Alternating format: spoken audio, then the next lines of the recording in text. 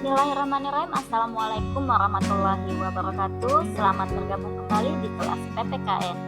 Kali ini saya Arianti Duntarian PD akan menjelaskan mengenai pengertian dan unsur kerjasama. Materi ini merupakan bagian dari mata pelajaran pendidikan Pancasila dan Kewarganegaraan kelas 7 semester 2. Sebelum kita membahas lebih jauh mengenai kerjasama, coba adik-adik amati gambar berikut ini. Gambar ini menunjukkan adanya sebuah aktivitas antara individu satu dengan individu lainnya. Gambar pertama menunjukkan adanya aktivitas kerjasama ataupun aktivitas gotong royong yang dilakukan oleh warga masyarakat untuk membersihkan gorong-gorong ataupun untuk membersihkan saluran pembuangan air. Kemudian gambar kedua adalah adanya salah satu pertandingan olahraga, yaitu pertandingan sepak bola. Nah, kedua gambar ini menunjukkan adanya aktivitas kerjasama antara satu dengan yang lainnya. Pada gambar pertama, kerjasama ini dilakukan untuk membersihkan lingkungan sekitarnya atau lingkungan rumahnya. Dan gambar yang kedua, kerjasama ini dilakukan karena sedang melakukan pertandingan olahraga untuk mencapai sebuah kemenangan. Nah, kerjasama ini dilakukan untuk mencapai satu tujuan yang sama antara individu satu dengan individu lainnya. Dengan demikian, apa sih yang dimaksud dengan kerjasama? Kerjasama itu secara umum merupakan kegiatan atau usaha yang dilakukan oleh beberapa orang, baik oleh lembaga, oleh pemerintah, oleh warga masyarakat, oleh warga negara untuk mencapai tujuan bersama.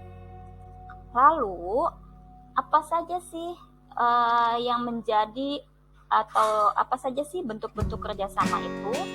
Nah, di sini ada beberapa macam bentuk kerjasama. Yang pertama adalah kerukunan, yang kedua adalah bergaining, yang ketiga adalah kooptasi, yang keempat adalah koalisi, dan yang kelima adalah joint venture.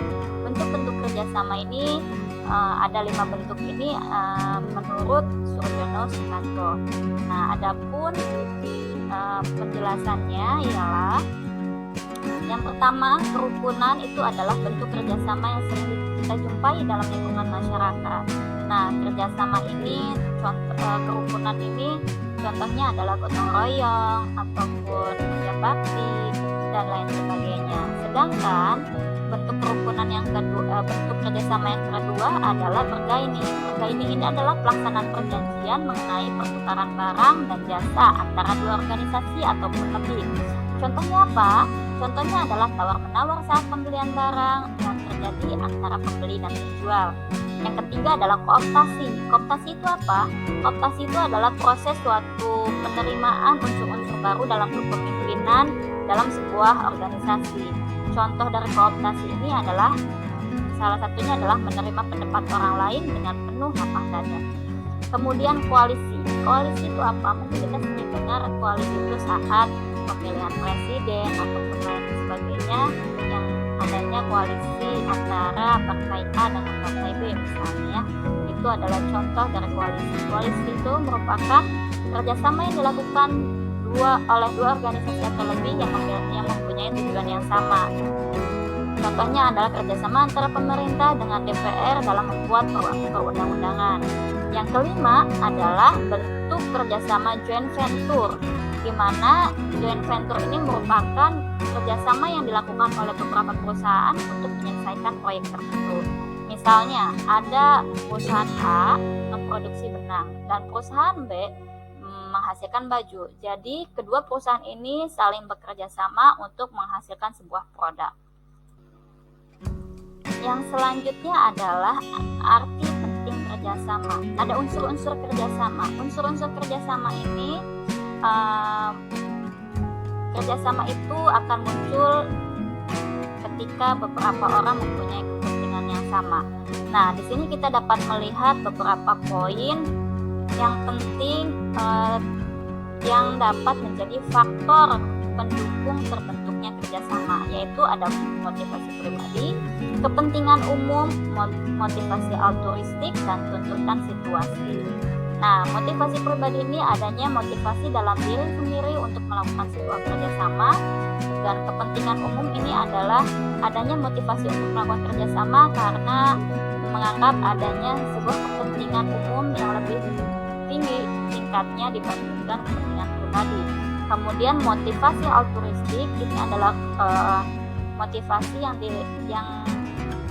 terlahir secara naluriah, ya, berdasarkan hati nurani. Kemudian yang keempat adalah tuntutan situasi. Motivasi kerjasama ini dilakukan karena adanya tuntutan situasi, seperti misalnya ada bencana, banjir, maka muncullah rasa ingin membantu dan melakukan kerjasama antara satu dengan lainnya, bergotong royong membantu korban banjir. Nah, ini adalah beberapa contoh faktor pendorong terbentuknya kerjasama. Nah, yang selanjutnya ada arti penting kerjasama, yaitu yang pertama, pekerjaan menjadi lebih ringan karena pekerjaan tersebut dilakukan secara bersama-sama. Kemudian memperkuat persaudaraan dan kerukunan. Yang ketiga adalah menghilangkan perbedaan dan menciptakan kebersamaan. Yang keempat, membangun semangat gotong royong. Yang kelima, memperkokoh kesatuan dan persatuan. Dan yang keenam, kehidupan bermasyarakat menjadi lebih nyaman, tentram, dan damai.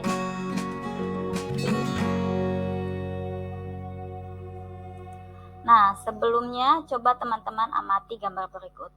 Apakah gambar ini berbeda dengan gambar yang sebelumnya ditayangkan? Tentu berbeda, ya. Sebelumnya menunjukkan gambar adanya kerjasama, dan gambar ini menunjukkan adanya sebuah persaingan, ya, pertarungan maupun persaingan.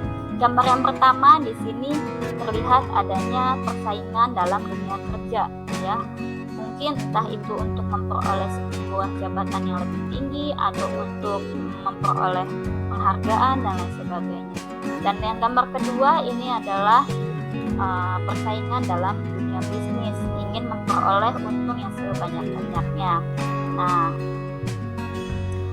lalu sebenarnya apakah ini sebuah bentuk kerjasama ataukah aktivitas ini atau gambar ini menunjukkan adanya sebuah aktivitas yang menghambat terbentuknya kerjasama? Tentu saja gambar ini menunjukkan bahwa kegiatan ini atau aktivitas atau persaingan ini menjadi penghambat bagi terbentuknya kerjasama. Nah, lalu apa saja sih faktor-faktor penyebab lunturnya kerjasama? Yaitu adanya munculnya egois, kemudian munculnya pergeseran pola pikir dan pola hidup yang berbeda dengan budaya kita, kemudian sikap berdasarkan untung rugi, yang dimana banyak sekali orang yang tidak mau bekerja sama karena merasa dirugikan. Kemudian adanya kurangnya kesadaran tentang pentingnya kebersamaan. Nah, itu saja teman-teman untuk pembahasan kita kali ini. Dengan kata lain, kerjasama ini pada dasarnya kita sebagai manusia, sebagai makhluk sosial pasti membutuhkan orang lain untuk memenuhi kebutuhan hidupnya. Manusia satu pasti membutuhkan manusia lainnya untuk bisa bertahan hidup dan memenuhi kebutuhan hidupnya. Terima kasih banyak teman-teman yang sudah menyimak dan mendengarkan materi hari ini. Semoga materi ini memberikan pencerahan dan bermanfaat untuk kita semua. Terima kasih. Wassalamualaikum warahmatullahi wabarakatuh.